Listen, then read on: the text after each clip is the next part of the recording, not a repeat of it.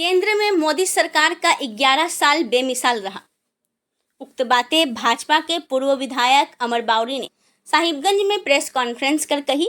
उन्होंने कहा कि मोदी सरकार ने 11 वर्षों में सेवा को संकल्प बनाया, देश की सुरक्षा को सर्वोच्चता दी। यही है नया भारत, यही है विश्व का विश्वास। केंद्र सरकार की जन कल्याणकारी योजनाओं ने आम नागरिकों के जीवन को आसान किया। भारत विश्व की चौथी अर्थव्यवस्था बनने की ओर अग्रसर है। जेम पोर्टल के जरिए खरीदारी को बढ़ावा देकर सरकार ने भ्रष्टाचार समाप्त किया। डीबीटी के माध्यम से 44 लाख करोड़ रुपया सीधा लाभुकों के खाते में भेजा गया। जनधन योजना के तहत 55.22 करोड़ बैंक खाता खोला गया। 12.75 लाख तक आयकर में छूट दी गई। चंद्रयान 3 की सफलता के बाद गगनयान की तैयारी देश के वैज्ञानिक कर रहे हैं। 2 लाख कंपनी भारत में पंजीकृत हुई है और पीएम आवास योजना के तहत 4 करोड़ से अधिक पक्का आवास बना। जल जीवन मिशन के तहत 15 करोड़ से अधिक घरों में नल से जल पहुंचा। स्वच्छ भारत मिशन अभियान के तहत 12 करोड़ से अधिक शौचालय बनाया गया। महाकाल योजना, statue of unity, national war memorial, Netaji Subhash Chandra Bose की मूर्ति इंडिया गेट में स्थापित की। पाकिस्तान में घुसकर आतंकी ठिकानों और एयरबेस को तबाह किया। वहीं साहिबगंज जिला को जल थल रेल मार्ग से जोड़ा और जल्द ही वायु मार्ग से भी प्रदेश का एकमात्र जिला साहिबगंज जुड़ेगा। वहीं साहिबगंज को पीएम मोदी ने साहिबगंज मणिहारी गंगा पुल की सौगात दी। इधर इस दौरान पुरानी साहिबगंज स्थित भाजपा कार्यालय में केंद्र की मोदी सरकार के 11 वर्षों के बेहतरीन कार्यकाल की प्रदर्शनी लगाई गई।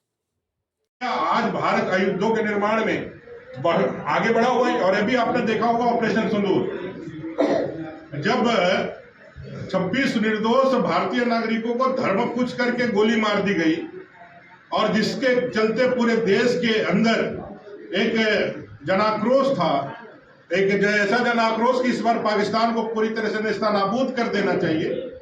उनके तरफ से जो आतंकवादी प्रशिक्षण केंद्र चलाए जा रहे हैं उसको समाप्त कर देना चाहिए।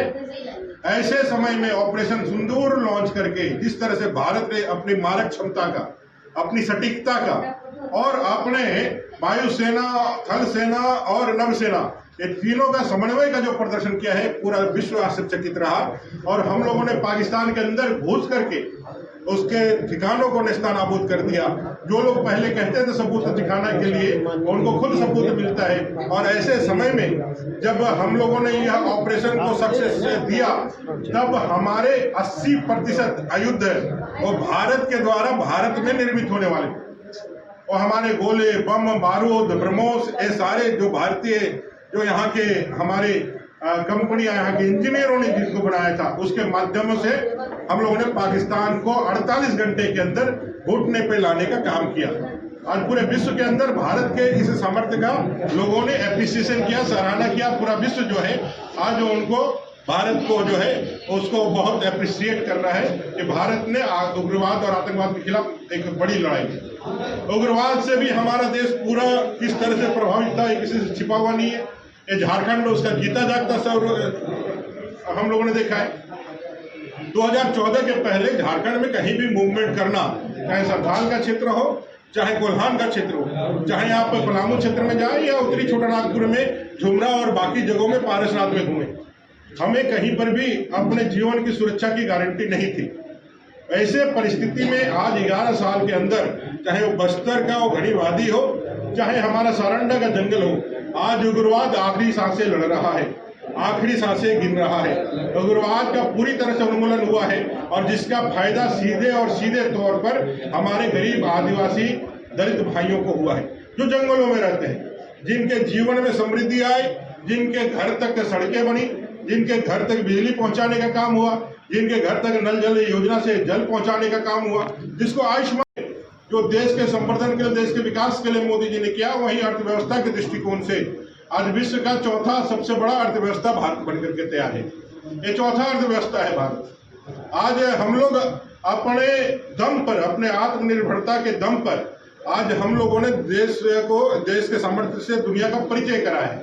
कोविड के इस महासंकट काल में भारत ने न सिर्फ अपने नागरिकों की प्राण की रक्षा करी, 3 नए वैक्सीन बना करके, अपने स्वदेशी वैक्सीन बना करके, बल्कि उन्होंने दर्जनों, सैकड़ों देशों को मुफ्त में यह जो दिला करके दे करके उनके जीवन की भी रक्षा करें। जहां भारत के मान सम्मान अभिमान का, भारत के विचारों का आज प्रदर्शन, विचारों का जो फैलाव पूरे विश्व में हो रहा है, वहीं भारत के मान बिंदुओं का भी फिर से पुनर्निर्माण हो रहा है। 500 सालों के बाद श्री राम लला के राम मंदिर का निर्माण हो, काशी विश्वनाथ हो, सोमनाथ जी हो, महाकाल उज्जैन जी हो, बाबा वैद्यनाथ धाम हो, ऐसे जो धार्मिक स्थल हैं जिसके उन्नयन के लिए आदरणीय मोदी जी के नेतृत्व में भारतीय सांस्कृतिक राष्ट्रवाद का जो हम लोग बात करते हैं उसको आगे बढ़ाने का काम किया गया है। जहां कठोर और मजबूत निर्णय की बात हो, लोगों को लगता है था कि कश्मीर से 370 नहीं हटाया जा सकता। लोग कहते थे 370 यदि हटाया गया तो पूरा जो है चुनाव जो है वो रक्त से लाल हो जाएगा। लेकिन आप सब लोगों ने देखा है मोदी जी के दूसरे काल में जहां 370 हटाया गया, 35A हटाया गया, जम्मू कश्मीर को भारत का अभिन्न हिस्सा बना दिया गया, श्यामा प्रसाद मुखर्जी जी को एक श्रद्धांजलि दी गई। वहीं हम लोगों ने पूरे देश में, पूरे देश के अंदर जो है CA लागू करके और लोगों को और भी मजबूत वक्फ कानून लागू करके, ऐसे कई, एक 3 तलाक को हटा करके, ऐसे कई मजबूत डिसीजन लेकर के देश के विकास के दिशा में आगे बढ़ाने का हम लोगों ने काम किया। आज झारखंड की परिस्थिति में अगर हम बात करें तो ऐसे देश में तो सारी चीजें मोदी जी ने लगातार 11 साल में की है, लेकिन झारखंड का दुर्भाग्य रहा कि 2014 में झारखंड ने भी मोदी जी के साथ साथ विकास की गति पकड़ी थी। रघुवर दास जी की सरकार बनी थी, भारतीय जनता पार्टी के नेतृत्व में सरकार बनी थी। 5 सालों तक झारखंड के अंदर जो कार्य उस समय रघुवर दास जी की सरकार ने आदरणीय मोदी जी के साथ मिलकर के किया वो ऐतिहासिक था। आप सबको मालूम है, पहली बार राजगंज धनबाद से, जहां से राज भाई आते हैं, और साहेबगंज जहां हम लोग बैठे हुए हैं, ये सड़क जो पहले यहां से यहां तक दूरी तय करने में लोगों को 2-2 दिन लगते थे, पहली बार 7 घंटे 8 घंटे में यह सड़क बन करके तैयार हुआ। हम लोग पहुंचने लगे, रोड रेलवे की कनेक्टिविटी बढ़ने लगी। अभी आप देख रहे हैं बड़का काना से लेकर के यहाँ तक का जो है वो भी कनेक्टिविटी कल ही मोदी जी ने दिया है। इस तरह से रोड कनेक्टिविटी हो, चाहे 68 लाख परिवार झारखंड में रहते थे, 38 लाख परिवार तक बिजली थी, 30 लाख परिवार तक 5 साल में बिजली पहुंचाना हो, पावर का सबग्रिड हो, पावर के सब स्टेशन हो। मैं कल से देख रहा हूँ साहेबगंज में बिजली कटी हुई है। आज अखबार खोजना तो देखा भाई ट्रांसफार्मर के लिए 10-10 घंटे लोगों को धरना देना पड़ रहा है। आप सबको याद है 5 साल जब सरकारें थी, अनंत जी यहाँ से विधायक हुआ करते थे, आपने देखा होगा कि किस तरह से 24 घंटे के अंदर में ट्रांसफार्मर बदल दिए जाते थे। कहीं पर भी यदि कहीं से भी सूचना आई, वो सरकार थी, सरकार का पूरा सिस्टम काम करता था। बिजली के लिए बिजली उपलब्ध कराना, आज नेशनल ग्रिड से सब चीजों को जोड़ना, ऐसे कई एक महत्वपूर्ण काम करके जहां झारखंड में भ्रष्टाचार को खत्म करके प्रधानमंत्री आवास से लेकर सारी चीजें बढ़ाने का काम किया गया था, वहीं अब झारखंड में आप देख रहे हैं कि भ्रष्टाचार किस तरह से हावी है, किस तरह से यहाँ लॉ एंड ऑर्डर पूरी तरह से ध्वस्त है। आदिम जनजातियों, आदिवासी सरकार कहने वाली सरकार आज आदिम जनजाति खुद मुख्यमंत्री के क्षेत्र में बच्चियां फिर से दम तोड़ रही है, लेकिन मुख्यमंत्री के पास ना उनको देखने का सुनने का समय है, ना उनकी धर्मपत्नी को देखने का सुनने का समय है, ना इस 10 साल अभी वो मुख्यमंत्री रहेंगे। इस एकमात्र समस्या से यहाँ के उन्नयन का, यहाँ से इसको पूरी तरह से उन्मूलन का कोई एक रोड मैप भी इनके पास नहीं। आप सबको याद होगा योगी जी जब वो मुख्यमंत्री बने थे उत्तर प्रदेश में, तो बच्चों की एक बीमारी होती थी जिसको ब्रेन मलेरिया करते थे, बड़े पैमाने पर डेथ होता था, बड़े पैमाने पर डेथ होता था। आज वहाँ मोदी योगी जी का भी 10 साल होने को आया है, वो पूरी तरह से उस बड़े ही गंभीर बीमारी पर आज वहाँ की सरकार ने काबू पा लिया।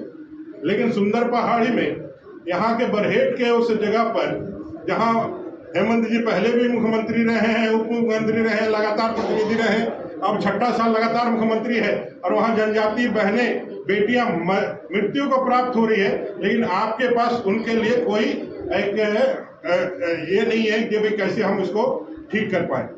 तो ऐसे जब गृह क्षेत्र जहां मुख्यमंत्री जी रहते हैं, उस गृह क्षेत्र में यदि चीजें इतने खराब है, पूरे झारखंड की स्थितियां आप सबको मालूम है। आज पूरे झारखंड में दुष्कर्म की कैसी घटनाएं घटित हो रही है, बच्चियां किस तरह से, आज ही पढ़ा अखबार में, दुष्कर्म की घटित बेटी सुबह में फांसी लगा ली। ये पूरी तरह से इस पूरे क्षेत्र में सामूहिक दुष्कर्म की घटनाएं दुमका में भी घटित हुई। ये पूरा आदिवासी बहन बेटियों के साथ हो रहा है। बांग्लादेशी घुसपैठियों के कारण पूरा देश और झारखंड का पूरा आभा मंडल बिखरा पड़ा है।